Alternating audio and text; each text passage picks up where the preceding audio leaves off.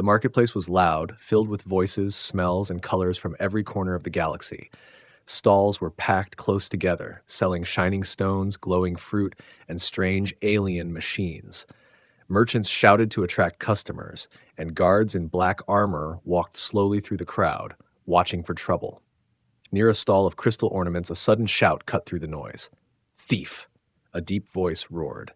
Heads turned instantly. Two large guards pushed through the crowd, their heavy boots clanging on the metal floor. They grabbed a small alien girl by her thin arms. She was dusty, her clothes torn, and her big golden eyes darted around in panic. She looked no older than 16. The crowd began to whisper, some pointing at her. "That's one of them," someone said. "Of course she stole it. Her kind always do." Another voice joined in. "Lock her up. She's probably taken more than we know." The girl shook her head wildly, her voice trembling.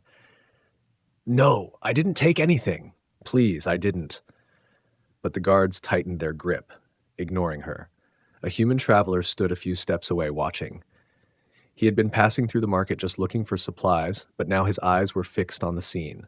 Something about the girl's face stopped him. It wasn't the fear. Many criminals feared capture. It was the confusion, the hurt, the desperate way she searched the crowd for one person who might believe her. One of the guards held up a small pouch. Inside, bright blue crystals glowed faintly. "Found these on her," the guard announced. The crowd gasped. "These are worth more than her life," the merchant said with a cold smile. The girl twisted in the guard's grip. "That's not mine. I swear I don't know where it came from." Her voice cracked, but no one listened. The human noticed something strange. The merchant was smiling too much. His eyes didn't look at the crystals, only at the girl, like he was pleased she had been caught.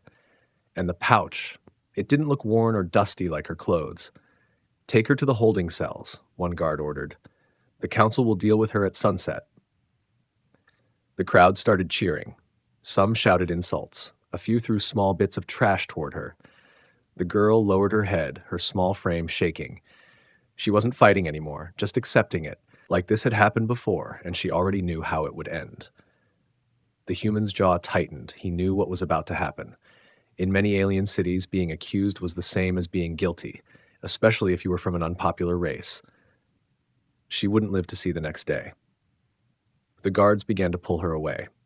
The girl's eyes lifted for one last glance around the crowd, maybe searching for help, maybe just looking at the world one more time. Their eyes met. For a moment, she froze. Something in his expression made her pause. He wasn't looking at her with hate or disgust. He was looking like he understood. The human took a step forward. "Stop!" The guards turned, frowning. "What?" "She didn't steal that," he said, his voice steady. The crowd went silent. A few people laughed. "Oh, here comes the hero," someone muttered. "Another fool who doesn't know what she is." The guard nearest him stepped closer. "And who are you to say that? You have proof?" "I have eyes," the human replied. "That pouch was planted on her." The merchant's smile faded slightly.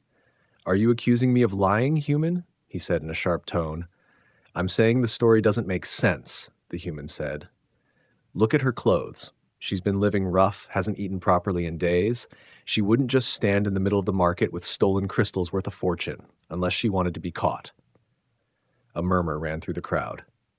The guards looked uncertain, but their grip on her arms didn't loosen. The merchant stepped forward. "She is a thief. Everyone knows her kind, cannot be trusted. You think you can protect her? Fine, take her. But when she robs you, don't come crying to me." The human didn't move his eyes from the girl. "Let her go," he told the guards. One of the guards laughed. "We let her go. She's your problem." "Then she's my problem," the human said. The guard shoved her toward him, and she stumbled into his chest. Her head barely reached his shoulder. She looked up at him with wide, confused eyes. "Why?" she whispered, almost too quietly to hear. "Because I don't like liars," he said, glancing toward the merchant. The crowd slowly began to break apart, some still glaring, others shaking their heads. The human guided the girl away from the center of the market, his hand lightly on her arm so she wouldn't fall behind. Behind them, the merchant's cold smile returned, but now it was thinner, sharper, and it followed them until they were out of sight. They walked through the busy streets, but the crowd around them felt heavier now. Whispers followed them. Some people moved aside, not wanting to be near the alien girl. Others stared at the human like he was a fool. She kept her head down, walking a step behind him, her thin arms hugging herself. "You shouldn't have done that," she said softly. He didn't slow down. "Done what?" "Stop them. Now they'll hate you too." "They already don't like me," he replied. "I'm human. That's enough reason for most of them." She glanced up, studying his face. "Humans, they don't usually interfere in our problems. I don't care what's usual." His voice was calm, but there was something firm in it. They passed a group of merchants who muttered insults under their breath. One of them said loudly, "Better watch your pockets, human." He ignored them, but the girl's shoulders stiffened. "Where do you live?" he asked after a while. She hesitated. "I don't. Not anymore." He stopped walking and turned to face her. "Then where were you going before they grabbed you?" She looked away, avoiding his eyes. "I was looking for food. I wasn't stealing. I saw a stall with scraps. I was going to ask for them." He studied her for a moment, then continued walking. "So why did they say you took the crystals?" Her lips pressed together. "Because someone wanted them to. Someone wants me gone." They reached a quieter street. The market noise faded, replaced by the distant hum of ships and the sound of their footsteps. He noticed she kept glancing over her shoulder. "You think they're following us?" he asked. "They will," she said simply. "The merchant who accused me, he's powerful. He controls half the trade here. If he wants me gone, I won't be safe anywhere." He stopped near a food stall run by an old alien woman. Pulling a few credits from his pocket, he bought 2 bowls of steaming broth.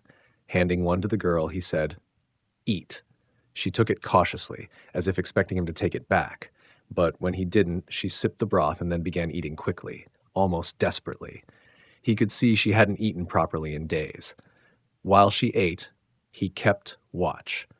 A pair of shadowy figures stood at the far end of the street, pretending to examine a shop display. They weren't shoppers. He could tell by the way their eyes kept flicking toward him and the girl. When she finished, he asked, "What's your name?" She froze, as if deciding whether to trust him. "Lyra?" "I'm Kane," he said. "Now, Lyra, why is this merchant after you?" Her fingers tightened around the empty bowl. "Because I saw something I wasn't supposed to see. 2 nights ago I was sleeping near the docks. I woke up and saw him and his men unloading crates. The crystals were inside. I think they were stolen from the council shipment. And he thinks you'll talk." "I didn't mean to see anything," she whispered. "I just wanted to find a dry place to sleep. But one of his men saw me. Since then, they've been looking for a way to make me disappear." Kane's jaw clenched. "So they planted the crystals on you in public, so no one would question it." She nodded. "And now, you've made yourself their target too." At the far end of the street, the shadowy figures started moving closer. Kane noticed and shifted his weight, ready for trouble. "Stay behind me," he told her. The 2 figures reached them. One was tall with a scar running across his cheek. The other had a strange metal plate covering one eye. The tall one grinned. "Kane, right? Word travels fast. You're protecting a thief." "She's not a thief," Kane said. "That's not what the merchant says," the man with the metal plate replied. "And what he says is law in this sector." Kane stepped forward slightly, blocking Lyra from view. "I don't care about his laws." The tall man's grin faded. "Bad choice." He reached for something under his coat. Kane moved fast, grabbing the man's wrist and twisting it before he could pull out the weapon. The man with the metal plate lunged forward, but Kane kicked him hard in the knee, sending him stumbling back. The tall one tried to punch, but Kane ducked, slammed his shoulder into the man's chest, and shoved him against the wall. "Tell your boss," Kane said coldly, "that if he wants her, he'll have to come himself." He shoved the tall man away. Both attackers backed off, muttering curses. They disappeared into the alley, but Kane knew this wasn't over. Lyra stared at him, wide-eyed. "Why did you fight them? You don't even know me." "I know enough," Kane said, "and I don't like bullies." They started walking again, moving toward the city's industrial zone where there were fewer people. The sun was dipping lower, casting long shadows. Kane kept scanning the streets. Lyra stayed close now, almost matching his steps. She didn't speak for a while, but when she finally did, her voice was softer. "No one's ever done that for me before." Kane didn't answer, but inside he knew he had just stepped into something dangerous, something that could get them both killed. And yet, he wasn't planning on letting her go. The streets grew narrower as Kane led Lyra away from the marketplace. The shouts and insults faded behind them, replaced by the steady hum of machinery and the distant clang of cargo being moved. The air smelled faintly of oil and metal, a sharp contrast to the spices and smoke of the bazaar. She kept her eyes down, still walking a step behind him. Her pace was hesitant, as though she expected him to change his mind and tell her to leave. Kane glanced over his shoulder and caught the way her hands fidgeted with the frayed edges of her sleeves. "You're safe for now," he said quietly. "For now," she echoed, her voice barely above a whisper. "They won't stop. They'll have to find us first." Lyra didn't answer. Her gaze shifted to the shadowy corners of the street, scanning as if danger could appear from anywhere. Kane noticed the way she kept to the edges, her body instinctively avoiding open space. That kind of movement didn't come from fear alone, it came from practice, from years of surviving in hostile places. After a few minutes, Kane stopped beside a small food stall. The smell of broth and baked bread rose from steaming pots. Without asking, he bought her a bowl and handed it over. She hesitated, looking at him as if uncertain, then took it with both hands. The first sip was small, but the second was bigger, and soon she was eating as though every bite might be her last. "You haven't eaten in a while," Kane said. Her eyes flicked up to his, then back to the food. 2 days. He leaned against the stall's counter, scanning the street. A pair of figures lingered at the far end, too far to hear, but close enough to watch. They pretended to study a closed shop, but their heads turned toward him and Lyra every few seconds. Kane's jaw tightened. When she finished, he asked, "Why did that merchant target you?" Lyra's hands tightened around the empty bowl. "Because I saw him do something bad." "What?" She looked around before answering. 2 nights ago, I was sleeping near the docks. I woke up and saw him and his men unloading crates from a ship. The crates were full of crystals, just like the ones they said I stole. I think they were stolen from the council's shipment. And he saw you watching. One of his men did. Since then, they've been following me. I thought, maybe if I stayed in the crowded market, they wouldn't dare to grab me. I was wrong." Kane studied her face. There was no tremor in her voice now, just quiet certainty. "So you're not just a random street thief. You're a witness." "That's worse," she said bitterly. The 2 figures at the end of the street started moving toward them. Kane pushed off the counter. "Time to go," he said. They walked quickly, weaving through alleys. The sound of footsteps echoed behind them. Lyra's breathing quickened, but she matched his pace. They turned into a narrow lane between tall buildings, only to find the 2 figures blocking the way out. The first was tall, with a scar running from his forehead to his jaw. The second had a metal plate over one eye, its red light glowing faintly. "Well," the scarred man said, his voice dripping with mockery, "you've made a friend." Kane stepped forward, keeping Lyra behind him. "You're following us." The man with the metal plate smirked. "We're here to give you a message. The merchant doesn't like people protecting his property." "She's not his property," Kane said. The scarred man's smile widened. "Then you won't mind if we take her." He reached for her, but Kane caught his wrist, twisting hard. The man hissed in pain and tried to punch with his free hand, but Kane ducked, driving his shoulder into the man's chest and shoving him back. The one with the metal plate lunged, pulling a small blade from his belt. Kane kicked his knee, sending him stumbling, then grabbed his arm and slammed him against the wall. "Tell your boss," Kane said coldly. "He'll have to come himself." The 2 men retreated, muttering curses. Kane didn't watch them leave. He was already turning to Lyra. She stood frozen, staring at him with wide eyes. You fought them for me," she said. "I told you. I don't like bullies." They moved on, deeper into the industrial zone. The light from the setting sun turned the metal walls orange, and the air grew cooler. Kane could feel her walking closer now, almost in step with him. After a long silence, she said softly, "No one has ever stayed. Everyone leaves when trouble starts." Kane didn't answer right away, but in his mind, one thing was certain. He wasn't leaving. Not until this was finished. The narrow industrial streets twisted like a maze, their walls covered in pipes and vents that hissed steam into the cooling evening air. Kane led Lyra through them, listening for footsteps, watching every shadow. The attackers from earlier might have retreated, but he knew they wouldn't give up. Lyra kept pace, her eyes darting from side to side. She had stopped asking questions, but her body was tense, ready to bolt at any sign of danger. Kane slowed near a rusted service gate and pressed himself against the wall, peering around the corner. The open square ahead was busier than he expected. Cargo workers moved crates onto hover carts, their shouts echoing under the steel canopy. They started across, blending into the flow of workers. But halfway through, Lyra froze. Her sharp intake of breath made Kane glance at her. "What?" he asked. "They're here," she whispered. Kane followed her gaze. Two masked figures were weaving through the crowd, their heads turning as they searched. He recognized the way they moved. Purposeful. Hunting. Uh, Stay with me, he said, grabbing her hand. They quickened their pace, slipping between stacks of crates. The noise of clanging metal helped hide their movement, but when Kane risked a glance back, the masked figures had spotted them. The chase began. Kane led Lyra through a row of storage units, ducking into a narrow alley between them. One of the masked men shouted, and heavy footsteps pounded behind them. Lyra's breathing was ragged now, her grip tight on his hand. "They won't stop," she gasped. "That's fine," Kane replied, pulling her toward a maintenance hatch. He wrenched it open and pushed her inside first, then followed, closing it quietly behind them. They found themselves in a dim tunnel smelling of oil and dust. "This way," Lyra said, surprising him. She moved ahead, taking turns without hesitation. "You've been here before?" She nodded. "I've lived in these tunnels. I know where they lead." They reached a grated opening that looked into a warehouse.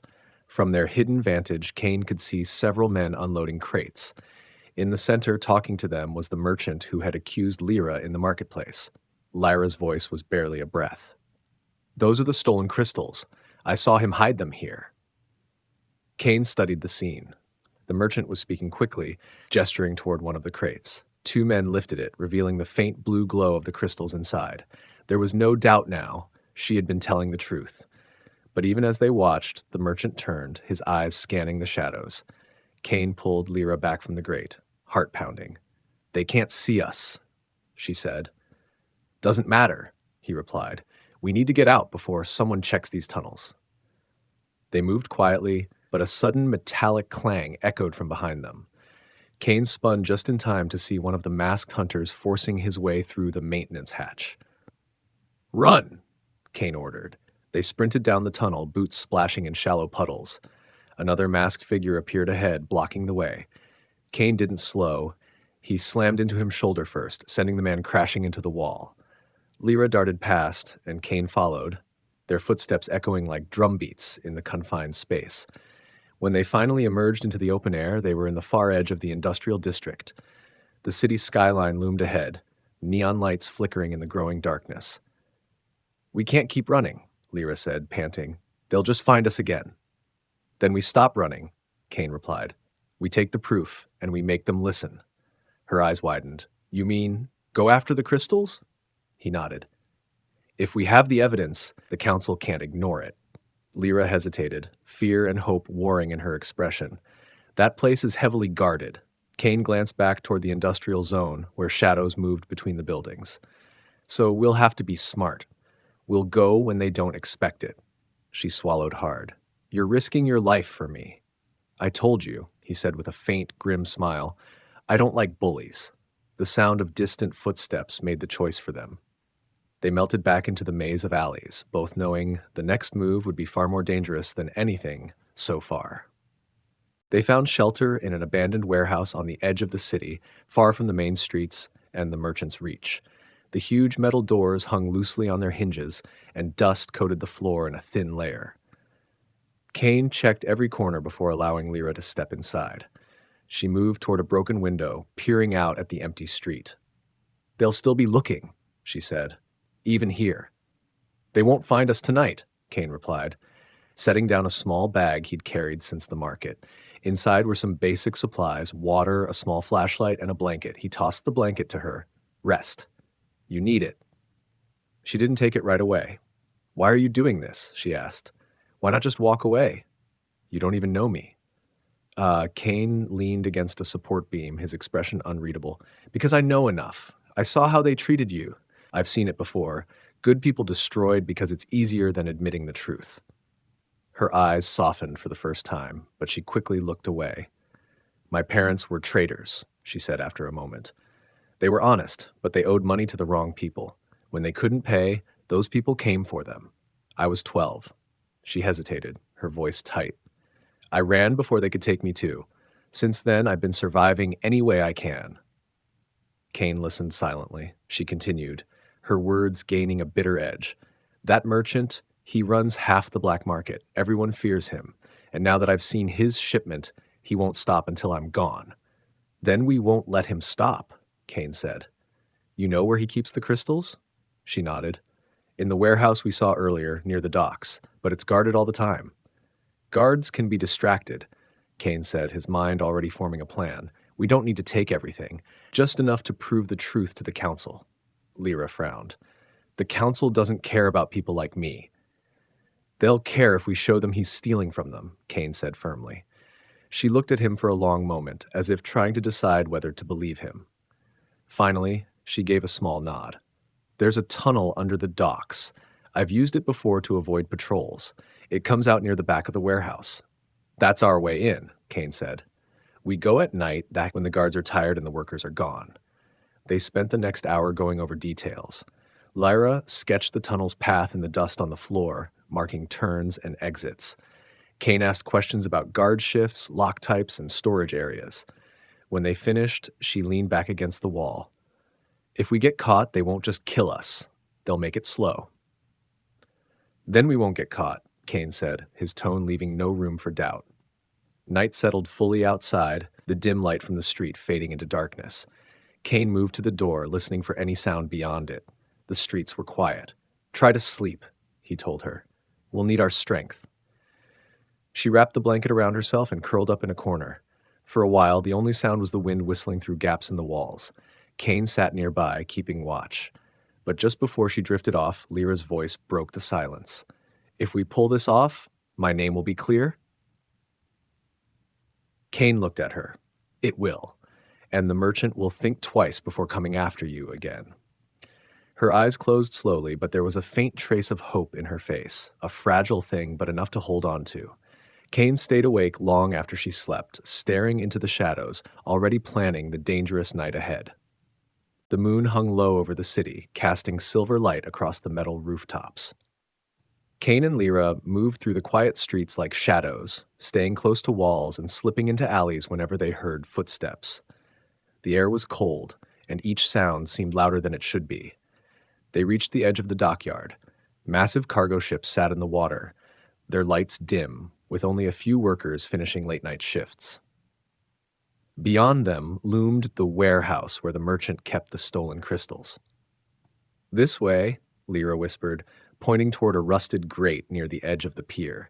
Kane crouched and pulled it loose, revealing the tunnel entrance she had told him about. The smell of damp metal and seawater rose from below. They dropped into the tunnel, their boots splashing in shallow water. The walls were narrow and slick, forcing them to move in single file. Lyra led the way, her steps quiet despite the echoes. Kane kept glancing back, making sure no one was following. After several turns, they came to a ladder that led up to another grate. Lyra climbed first and peered through. We're behind the warehouse, she murmured. 2 guards by the side door, another on the roof. Kane studied the layout. We wait until the roof guard passes, then we take the side door. They crouched in the shadows until the guard above moved to the far side. Kane gave the signal, and they slipped to the side door. Lyra knelt quickly, pulling a small piece of wire from her sleeve. Kane watched in surprise as she worked the lock.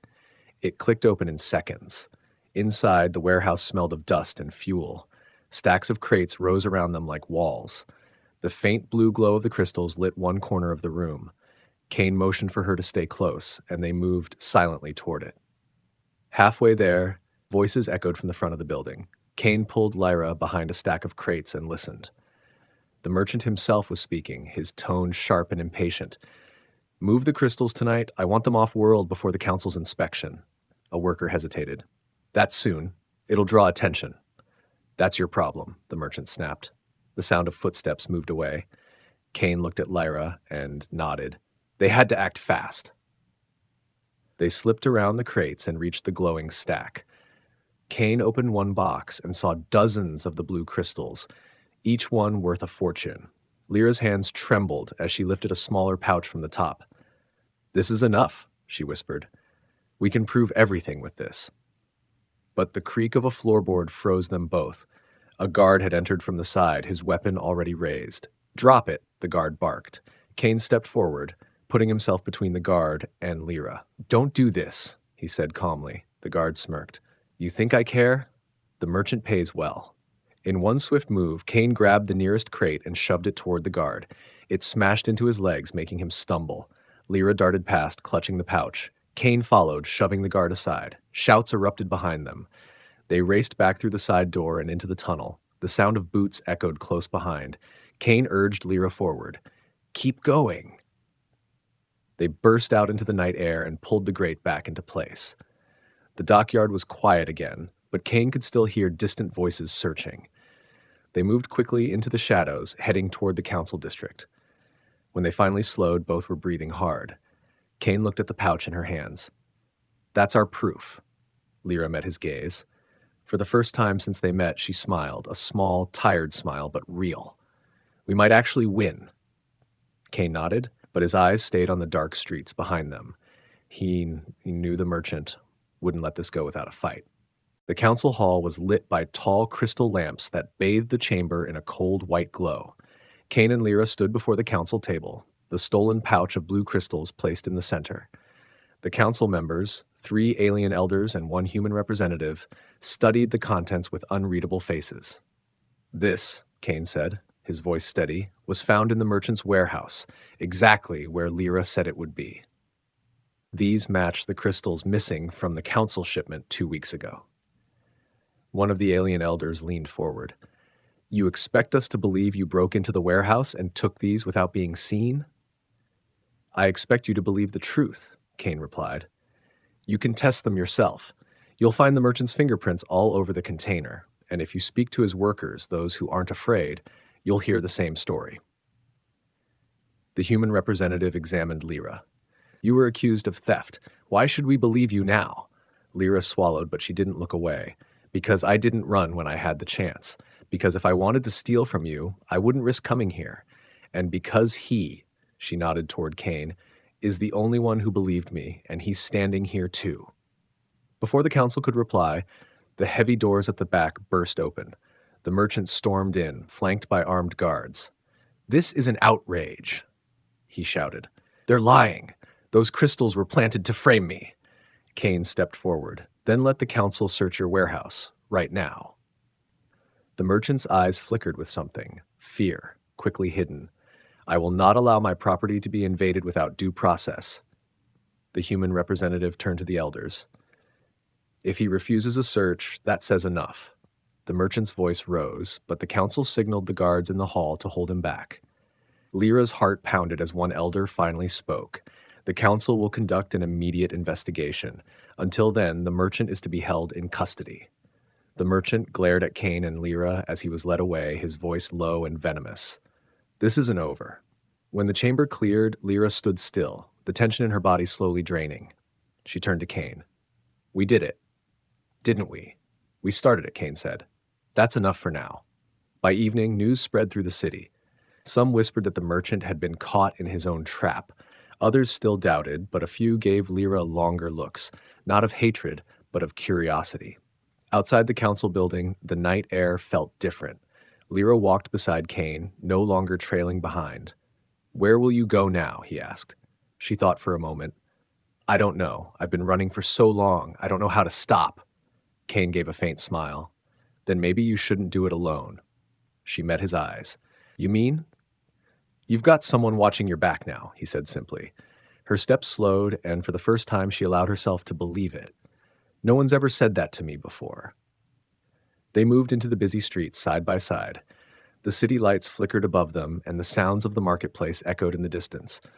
Somewhere out there, enemies still waited, but for now, she wasn't facing them alone.